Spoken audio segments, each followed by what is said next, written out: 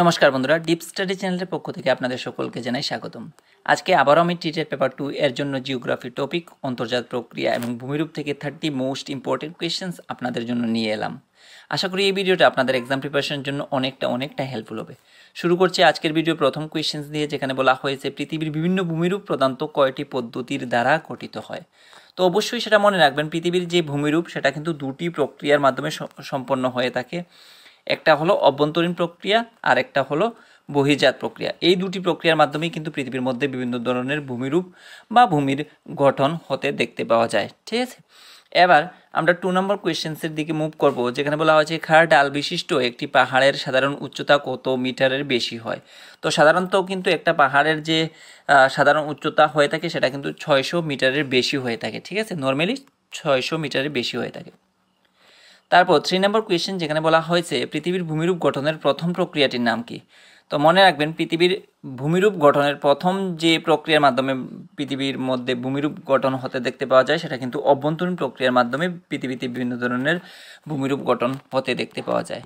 ঠিক আছে, এবার আমরা 4 নম্বর কোয়েশ্চেন্সের দিকে মুভ করব, যেখানে বলা হয়েছে পৃথিবীর উচ্চভূমিগুলো ক্ষয়প্রাপ্ত হওয়ার প্রক্রিয়াকে কি বলা হয়।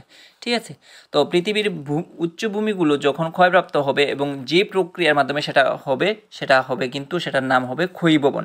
এই ক্ষয়ীভবন প্রক্রিয়ার মাধ্যমে কি হয়, পৃথিবীর উচ্চ যে সকল ভূমি রয়েছে সেগুলো ক্ষয়প্রাপ্ত হতে থাকে। ঠিক আছে, তো অবশ্যই মনে রাখবেন এটা সঠিক আনসার হবে ক্ষয়ীভবন। খুব ইম্পর্টেন্ট, অবশ্যই এক্সামে আসলে অবশ্যই আপনারা অপশনটা চুজ করবেন। অপশনটা হলো ক্ষয়ীভবন। ঠিক আছে, তারপর 5 নম্বর কোয়েশ্চেন, যেখানে বলা হয়েছে যে প্রক্রিয়ায় পৃথিবীর নিচু ভূমি ভরাট হয়ে ভূমির পুনর্গঠন হয় তাকে কি বলা হয়। অর্থাৎ যে প্রক্রিয়ার দ্বারা কিন্তু পৃথিবীর যে সকল নিচু ভূমি রয়েছে সেটা যখন ভরাট হবে এবং ভরাট হয়ে যখন নতুন একটা ভূমির পুনর্গঠন হবে তখন তাকে আমরা কি বলবো, তখন কিন্তু সেটাকে আমরা অবক্ষেপণ বলবো। খুব ইম্পর্টেন্ট, অবশ্যই সেটা মনে রাখবেন, সেটাকে আমরা অবক্ষেপণ বলে থাকবো। তারপর 6 নম্বর কোয়েশ্চেন, যেখানে বলা হয়েছে ক্ষয়ীভবন ও অবক্ষেপণ প্রক্রিয়া দুটি কিভাবে সম্পন্ন হয়। তো মনে রাখবেন, তো প্রথমত রয়েছে প্রবাহমান জল, তারপর হিমবাহ ও বায়ু প্রবাহের মাধ্যমেই কিন্তু কি হয়, ক্ষয়ীভবন ও অবক্ষেপণ প্রক্রিয়া দুটি সম্পন্ন হয়ে থাকে। ক্লিয়ার, এবার আমরা 7 নম্বর কোয়েশ্চেন্সের দিকে মুভ করছি, যেখানে বলা হয়েছে ভূমির ঢাল ও উচ্চতার ভিত্তিতে পৃথিবীর বিভিন্ন ভূমিরূপগুলোকে প্রধানত কয়টি ভাগে ভাগ করা যায়। তো ভূমির ঢাল ও উচ্চতার ভিত্তিতে পৃথিবীকে প্রধানত 3টা ভাগে ভাগ করা যায়। ঠিক আছে, প্রধানত 3টা ভাগে ভাগ করা হয়েছে।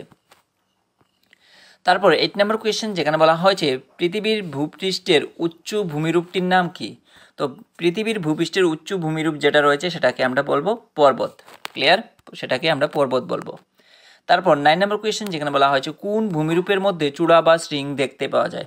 তো সেটা কিন্তু কোন ভূমিরূপের মধ্যে চূড়া বা শৃঙ্গ দেখতে পাওয়া যায়, সেটা কিন্তু পর্বতের মধ্যেই আমরা দেখতে পাই। ঠিক আছে, এবার 10 নম্বর কোয়েশ্চেন, যেখানে বলা হচ্ছে পর্বতসমূহ যখন একই সারিতে অবস্থান করে তখন তাকে কি বলা হয়। পর্বতসমূহ যখন একটা সারির মধ্যে অবস্থান করবে তখন সেটাকে আমরা কি বলবো, যেমন আমি এখানে দেখিয়ে দিচ্ছি এরকম হবে। তো এই যে সারিগুলো, এই সারিগুলোকে আমরা কি বলবো, এগুলোকে কিন্তু আমরা বলবো পর্বত শ্রেণী। ঠিক আছে, এটাকে আমরা পর্বত শ্রেণী বা ইংরেজিতে যেটাকে আমরা রেঞ্জ বলে থাকি। ঠিক আছে, 11 নম্বর কোয়েশ্চেন, যেখানে বলা হয়েছে পর্বতের গঠন অনুযায়ী পর্বতকে প্রধানত কয়টি ভাগে ভাগ করা যায়। তো পর্বত বিভিন্নভাবে গঠন হতে পারে, বঙ্গীল পর্বত, স্তূপ পর্বত, এরকম আর কি। তো পর্বতের গঠন অনুযায়ী পর্বতকে প্রধানত 3টা ভাগে ভাগ করা হয়েছে। ঠিক আছে, এই 3টা ভাগে ভাগ করা হয়েছে। তারপর 12 নম্বর কোয়েশ্চেন, যেখানে বলা হয়েছে কোন শিলার ভাঁজের ফলে ভঙ্গিল পর্বতের সৃষ্টি হয়। তো মনে রাখবেন, ভাঁজ কোন শিলাতে দেখতে পাওয়া যায়, সেটা কিন্তু পাললিক শিলার মধ্যেই দেখতে পাওয়া যায় এবং সেই পাললিক শিলার মধ্যে ভাঁজের সৃষ্টি হয় বলেই কিন্তু ভঙ্গিল পর্বতের সৃষ্টি হয়েছিল, বা সেটাকে আমরা ফোল্ড মাউন্টেন্সও বলে থাকি। অনেক সময় কিন্তু এক্সামে এটা দিয়েও চলে আসে এক্সামে যে ফোল্ড মাউন্টেন্স কাকে বলা হয়, বা তখন কিন্তু আমাদের আনসারটা হবে কিন্তু ভঙ্গিল পর্বতকে কিন্তু ফোল্ড মাউন্টেন্স বলা হয়ে থাকে। তারপর 13 নম্বর কোয়েশ্চেন, যেখানে বলা হয়েছে কোন ধরনের পর্বতের ভূপ্রকৃতি উঁচু নিচু বা বন্ধুর প্রকৃতির হয়। তো পর্বতের ভূপ্রকৃতি কি হয়, উঁচু নিচু বা বন্ধুর প্রকৃতির হয়ে থাকে বা রুক্ষ হয়ে থাকে আমরা বলতে পারি, সেটাকে কিন্তু ভঙ্গিল পর্বতেরই এরকম ভূপ্রকৃতি দেখতে পাওয়া যায়। 14 নম্বর কোয়েশ্চেন, যেখানে বলা হয়েছে এশিয়ার হিমালয় ও ইউরোপের আল্পস পর্বত কোন পর্বতশ্রেণীর উদাহরণ। এশিয়ার হিমালয় ও ইউরোপের আলপস পর্বতশ্রেণী সেটা কিন্তু বঙ্গীল পর্বতশ্রেণীর একটা উদাহরণ। ক্লিয়ার? এবার 15 নম্বর কোয়েশ্চেন, যেখানে বলা হয়েছে ভারতের কোন পর্বত বিশ্বের প্রাচীনতম ভঙ্গীল পর্বতগুলোর মধ্যে একটি। খুব ইম্পর্টেন্ট, অবশ্যই সেটা মনে রাখবেন এবং অনেকবার কিন্তু টেট এক্সামে এসেছিল, অবশ্যই সেটা মনে রাখবেন। এবং টেট এক্সাম ছাড়াও অন্যান্য বিভিন্ন ধরনের এক্সামে এই ধরনের কোয়েশ্চেন কিন্তু আসতে দেখতে পাওয়া যায়। তো অবশ্যই সেটা মনে রাখবেন, সেটা কিন্তু আরাবল্লী পর্বত। আরাবল্লী পর্বত কিন্তু বিশ্বের প্রাচীনতম ভঙ্গীল পর্বতগুলোর মধ্যে একটি। তারপর 16 নম্বর কোয়েশ্চেন, যেখানে বলা হয়েছে উত্তর আমেরিকার অ্যাপেলেশিয়ান ও রাশিয়ার ইউরোপ। অনেক সময় কিন্তু এক্সামে চলে আসতে পারে যে অ্যাপেলেশিয়ান পর্বতশ্রেণী কোথায় দেখতে পাওয়া যায়, সেটা অবশ্যই মনে রাখবেন। তো আমাদের কিন্তু এইভাবেও আনসারগুলো মনে রাখতে হবে। অ্যাপেলেশিয়ানটা হলো উত্তর আমেরিকায় দেখতে পাওয়া যায় এবং রাশিয়ায় যেটা দেখতে পাওয়া যায় সেটা হলো ইউরোপ পর্বত। তো মনে রাখবেন, এখানে একটু কারেকশন করে নেবেন আপনারা, এটা ইউরাল হবে, ঠিক আছে? ইউরাল, রাশিয়ায় ইউরাল পর্বত, ঠিক আছে? উত্তর আমেরিকার অ্যাপেলেশিয়ান ও রাশিয়ার ইউরোপ পর্বত কোন পর্বতশ্রেণীর উদাহরণ? তো অবশ্যই সেটা মনে রাখবেন, সেটা কিন্তু ভঙ্গীল পর্বতশ্রেণীর একটি রূপ। ক্লিয়ার?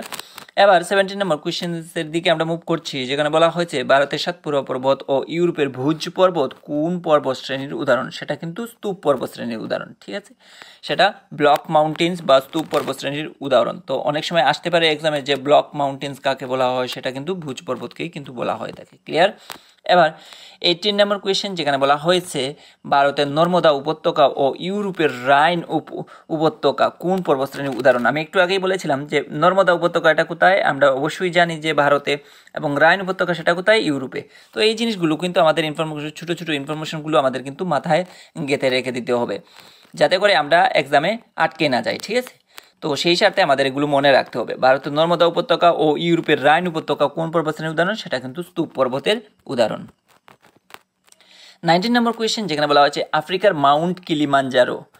আফ্রিকার কি মাউন্ট কিলিমাঞ্জারো ও জাপানের ফুজিয়ামা কোন পর্বতশ্রেণীর উদাহরণ? সেটা কিন্তু আগ্নেয় পর্বতশ্রেণীর উদাহরণ। ক্লিয়ার? আগ্নেয় পর্বতশ্রেণীর উদাহরণ। আমি আবারও বলছি, আফ্রিকার মাউন্ট কিলিমাঞ্জারো ও জাপানের ফুজিয়ামা যে পর্বতশ্রেণী, সেটা কিন্তু আগ্নেয় পর্বতশ্রেণীর একটা উদাহরণ, ঠিক আছে? এবার আমরা 20 নম্বর কোয়েশ্চেন্সের দিকে মুভ করছি, যেখানে বলা হয়েছে ভারতের বেরেন ও নারকুন্ডাম কোন পর্বতশ্রেণীর উদাহরণ? ভারতের বেরেন ও নারকুন্ডাম পর্বতশ্রেণী যেটা, সেটা কিন্তু আগ্নেয় পর্বতশ্রেণীর উদাহরণ। তারপর 21 নম্বর কোয়েশ্চেন, যেখানে বলা হয়েছে কি কাজে পর্বতের জল বিশেষভাবে ব্যবহৃত হয়? খুব ইম্পর্টেন্ট কোয়েশ্চেন, অবশ্যই মনে রাখবেন, ভেরি ইম্পর্টেন্ট আপকামিং টিটেট 2024-এর জন্য। অবশ্যই সেটা মনে রেখে দেবেন, জলসেচ ও জল বিদ্যুৎ উৎপাদনে কিন্তু পর্বতের জলটা বিশেষভাবে ব্যবহৃত হয়ে থাকে। তারপর 22 নম্বর কোয়েশ্চেন, যেখানে বলা হয়েছে পার্বত্য এলাকায় বিশেষভাবে প্রচলিত প্যারাগ্লাইডিং ও রিভার রাফটিং আসলে এগুলো কি? তো প্যারাগ্লাইডিং ও রিভার রাফটিং আসলে কিন্তু এটা এক ধরনের জনপ্রিয় বা প্রমিনেন্ট খেলা আমরা বলতে পারি। তো এখানে এই যে প্যারাগ্লাইডিং ও রিভার রাফটিং, আসলে এগুলো এক ধরনের খেলা, ঠিক আছে? এগুলো পার্বত্য এলাকাতে দেখতে পাওয়া যায়। তারপর 23 নম্বর কোয়েশ্চেন, যেখানে বলা হয়েছে একটি বহির্জাত প্রক্রিয়ার নাম লিখো। তো বহির্জাত প্রক্রিয়া সেটা কিন্তু নদীর ক্ষয় হলো একটা বহির্জাত প্রক্রিয়া। তারপর 24 নম্বর কোয়েশ্চেন, যেখানে বলা হয়েছে ভূপৃষ্ঠের পরিবর্তন ঘটায় কোন প্রাকৃতিক প্রক্রিয়া? তো ভূপৃষ্ঠের পরিবর্তন ঘটায় সেটা হলো ভূতাত্ত্বিক প্রক্রিয়ার সঙ্গে এটা ওতপ্রোতভাবে জড়িয়ে রয়েছে। তারপর আমরা মুভ করছি 25 নম্বর কোয়েশ্চেনের দিকে, যেখানে বলা হয়েছে গিরিজনী আলোড়নের ফলে সৃষ্টি হয় যে পর্বতমালা তার নাম কি?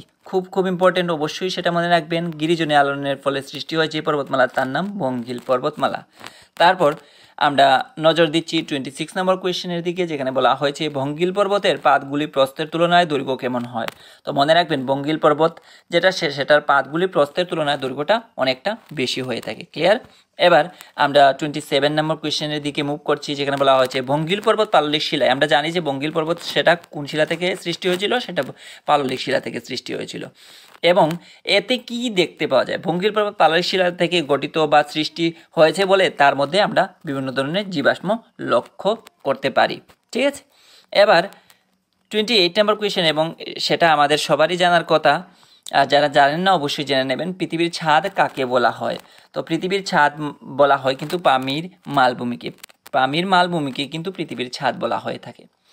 29 নম্বর কোয়েশ্চেন, যেখানে বলা হয়েছে স্তূপ পর্বতের দুটি চুক্তির মধ্যবর্তী অঞ্চল বসে গেলে যে নিচু অঞ্চলের সৃষ্টি হয় তাকে কি বলে?